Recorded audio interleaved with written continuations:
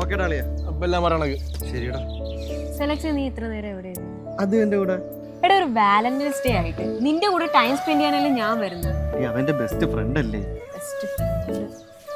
എടാ നിനക്ക് ഞാനാണോ വലുത് അത് അവനാണോ വലുത്? അവൻ അല്ല നീ. എടാ നീയൊക്കെ തമ്മിൽ വേറെ എന്തെങ്കിലും ബന്ധമുണ്ടോ എന്ന് എനിക്ക് നല്ല സംശയമുണ്ട്.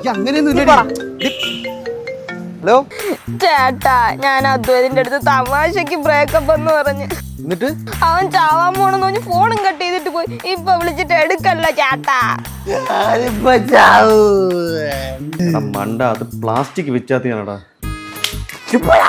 കളയടാ അത്.